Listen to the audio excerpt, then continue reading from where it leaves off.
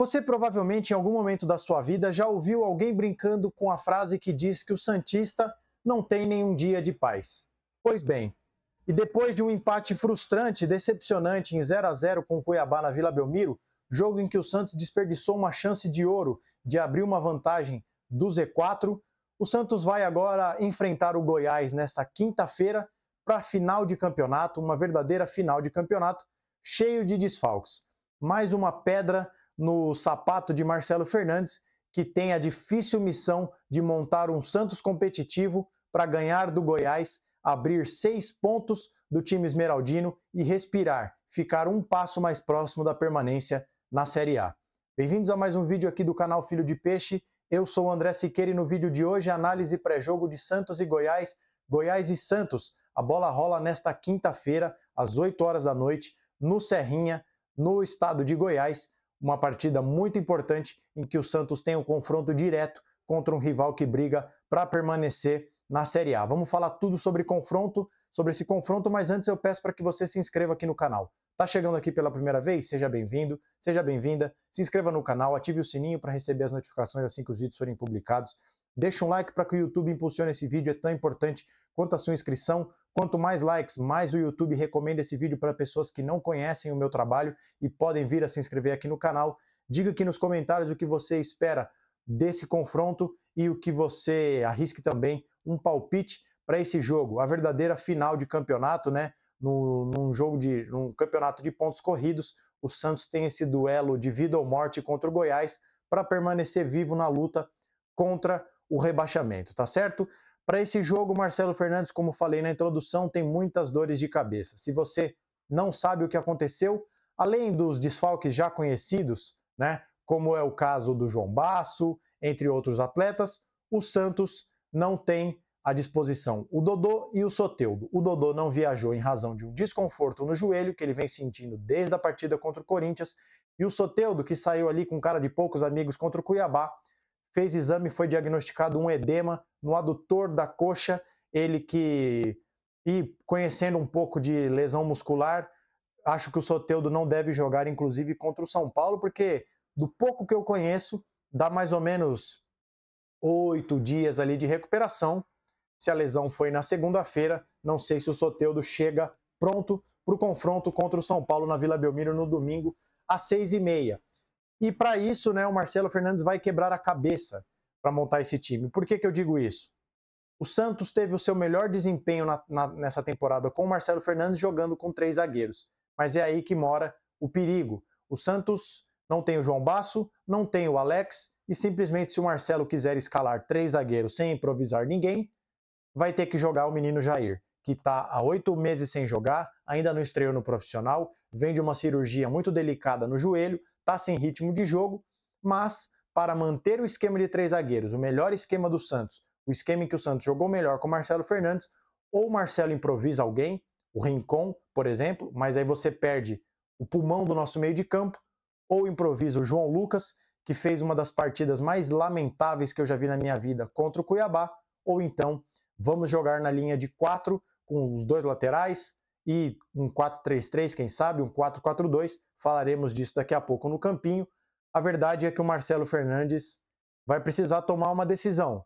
Arrisca, coloca o Jair para jogar ou guarda o Jair para o clássico, lembrando que Messias e Joaquim estão pendurados. Então, jogando fora de casa contra o Goiás, que vai vir para cima do Santos, acho que a chance de um dos nossos zagueiros tomar cartão e ficar fora do clássico de domingo é grande. Então, mais dor de cabeça para o Marcelo, mas isso é um problema para o time do Santos no futuro. Vamos falar então desses 2 times e a gente já passa para os campinhos para tentar fazer um vídeo dinâmico aqui e não muito longo para vocês.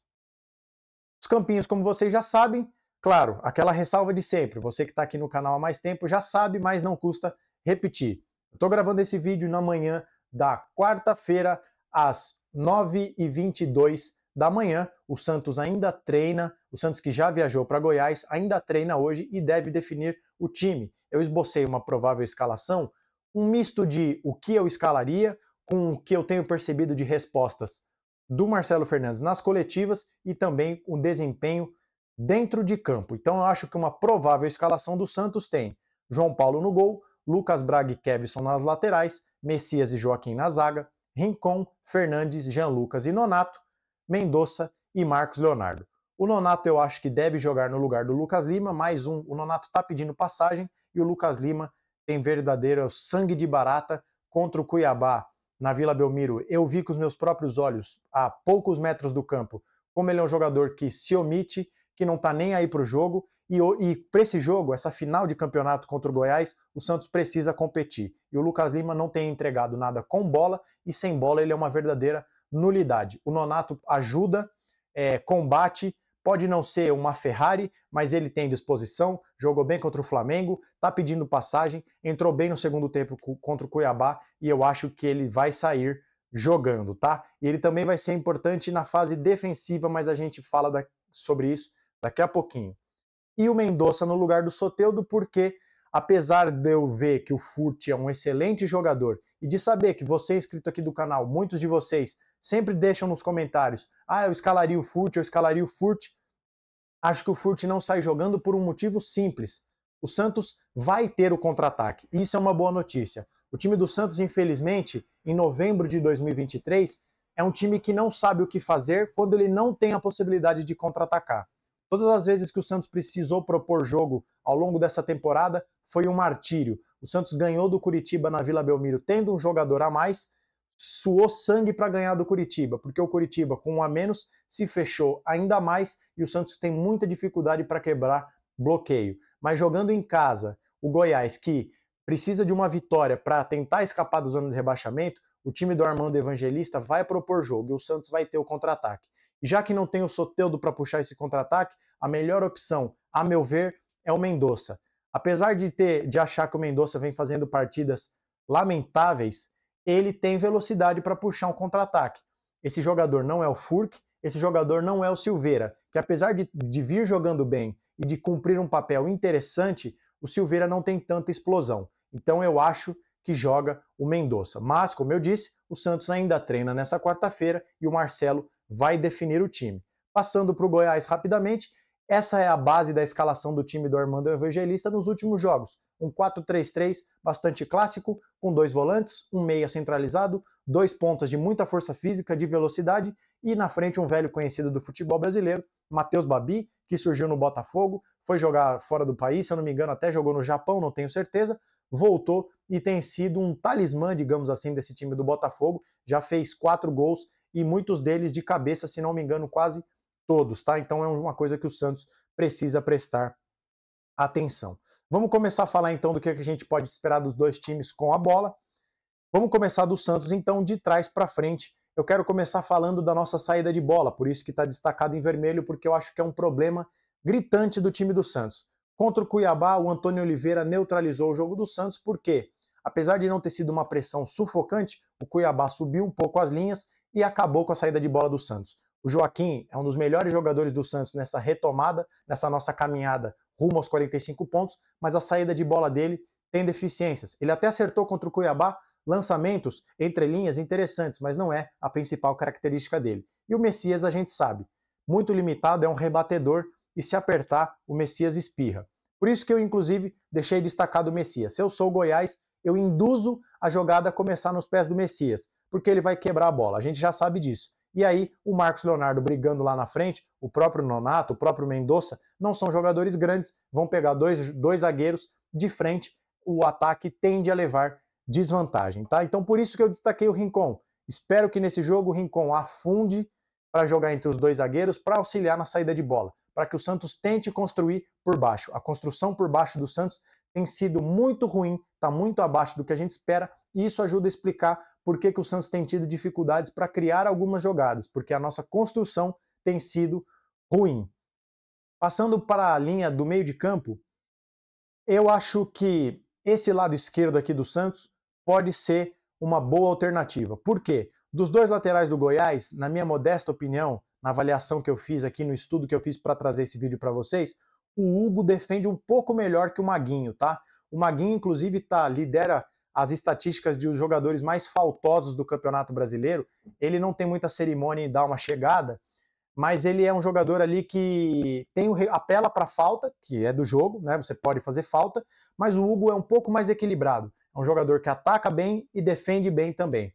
Então eu acho que o lado esquerdo do Bahia está um pouco mais protegido, apesar do Lucas Halter ser mais rápido do que o Bruno Melo. Então o lado esquerdo do Santos, eu acho que é uma importante alternativa com o Kevson, com o Mendonça e com o Jean Lucas. O Jean Lucas, inclusive, precisa jogar um pouco mais de bola, já faz alguns jogos que ele tem sido muito inexpressivo. Então o lado esquerdo pode ser uma boa. E por que eu destaquei esse lado direito aqui? O Nonato, se jogar, deve jogar aberto pela direita, como ele jogou contra o Flamengo, mas o Nonato não é ponta, ele é um segundo, terceiro homem de meio de campo. Então ele pode afunilar, inclusive se juntar com essa galera aqui, para o Santos ter superioridade numérica no setor da bola, quando a bola estiver do lado esquerdo. Mas não esperem que o Nonato vá ficar aqui no mano a mano em cima do lateral do Goiás. Então, em tese, ele abre o corredor para a passagem do Lucas Braga. Mas não é de hoje que o Santos tem tido um lado direito absolutamente improdutivo. Contra o Cuiabá, Jean Lucas, péssimo. Caiçara, ridículo. E outros jogos, também contra o Flamengo, o Santos jogou do lado esquerdo. Contra o Corinthians, quando o Mendonça entra, o Santos joga do lado esquerdo. Então, apesar de ter o Braga, que tem força física, tem essa condição de atacar, o Santos não tem utilizado muito esse lado direito. Então, fica aqui o meu destaque para a gente observar como vai se dar esse equilíbrio ofensivo do Santos. Vai centralizar tudo do lado esquerdo? Vai jogar do lado direito? Se sim, quem vai ajudar o Lucas Braga? Vai ser o Nonato? O Mendonça vai vir jogar desse lado? Vamos descobrir amanhã, assim que a bola começar a rolar. Peço desculpas aí para vocês, porque de novo tocou o telefone, mas depois eu vejo o que é, não é nada urgente. Vamos falar então do Goiás, para a gente não ficar com um vídeo muito grande, tá? Aqui é o que eu projeto do Santos sem a bola, tá? Eu falei do Nonato que ele ajuda na fase defensiva e aqui tá o que eu acho que o Marcelo Fernandes vai fazer. O Goiás deve propor jogo, como eu falei, e o Santos vai ser armado, vou me surpreender se não for assim, armado para contra-atacar. Vamos então começar falando do que o Santos precisa prestar atenção, tá? Anderson Oliveira e Alano, os pontas do Goiás, são os pontas que jogam com o famoso pé invertido, né? O que eu quero dizer com isso? Pela direita joga um canhoto e pela esquerda joga um destro. Então são aqueles jogadores que vão trazer o jogo para dentro. E com isso, eles abrem o corredor para a passagem dos laterais. O Anderson Oliveira é um ponta esquerda destro e o Alano é o ponta direita canhoto. Abre o corredor para a passagem dos dois laterais. O Hugo, como eu falei, um bom lateral, um lateral que tem algumas qualidades, apoia bem, então o Santos vai precisar dos dois lados muita atenção na cobertura, seja com a passagem do Hugo, seja com a passagem do Maguinho, evitar que fique essa situação de 2 contra 1, do lateral deles, dos laterais e os pontas pegarem Kevson e Lucas Braga nessa inferioridade numérica. 2 é maior que 1 e o Braga e o Kevson não são exímios marcadores. Por isso, vai precisar da cobertura do Nonato, e por aqui ele ajuda. Contra o Flamengo ele foi importante para brecar algumas subidas do Ayrton Lucas. E do lado esquerdo, infelizmente, o Santos vai ter que sacrificar o Mendonça. Eu sei, eu acabei de falar que o Mendonça vai ser a nossa válvula de escape para puxar contra-ataque no lugar do Soteldo, mas acho que o Santos vai ter que, infelizmente, encarar esse jogo cheio de desfalque, talvez como, entre aspas, um time pequeno. Todo mundo marcando e só o Marcos Leonardo lá na frente. Com isso, você tenta, dessa forma, evitar que o Goiás tenha superioridade pelas laterais. E por que isso? Uma das principais armas desse time do Armando Evangelista são as jogadas de cruzamento para o Matheus Babi, que é dominante no jogo aéreo.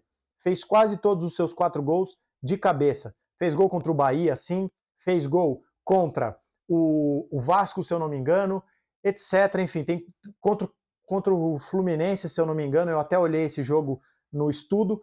Então o Goiás vai insistir em cruzamentos, tá? Vamos até simular aqui a bola na fase ofensiva, vai insistir em cruzamentos para o Matheus Babi. E aí é importante que Messias e Joaquim fiquem muito atentos. O Babi se posiciona entre os zagueiros, ele tem antecipação no primeiro pau, não pode vacilar porque essa é a principal arma do Goiás. O ônus desse Goiás pisando no nosso campo, para o Goiás, né, é que nos jogos em que que eu vi do Goiás contra o Fluminense, contra o Bahia, é um time muito vulnerável na transição defensiva, leia-se o contra-ataque. É um time que toma muitos gols de contra-ataque. O Fluminense do Diniz deitou e rolou. O Bahia do Rogério Ceni, naquele jogo maluco de 6-4 também, muitas jogadas de contra-ataque. O Goiás vai propor jogo diante do seu torcedor e o Santos vai precisar encaixar um contra-ataque.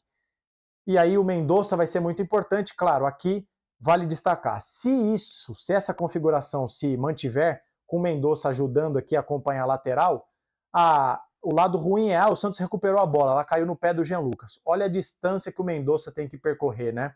O Marcos Leonardo não é esse velocista, o Nonato também não. Mas acho que essa é a tônica do jogo. Não vejo a disposição dos times fugindo dessa lógica. Goiás tendo um pouco mais de bola e o Santos doidinho para arrumar um contra-ataque. Se tiver ruim, se não tiver funcionando, uma alternativa, quem sabe, por que não?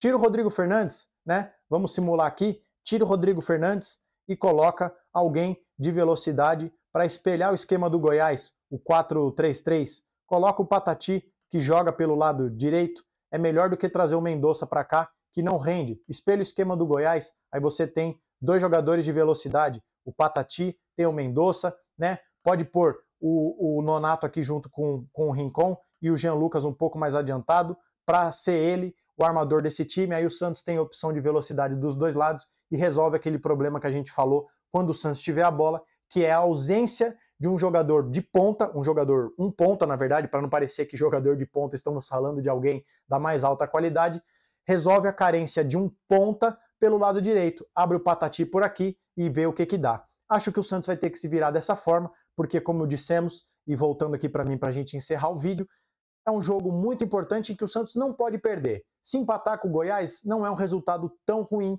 dadas as circunstâncias, mas para isso, no domingo vai precisar ganhar do São Paulo no Clássico na Vila Belmiro.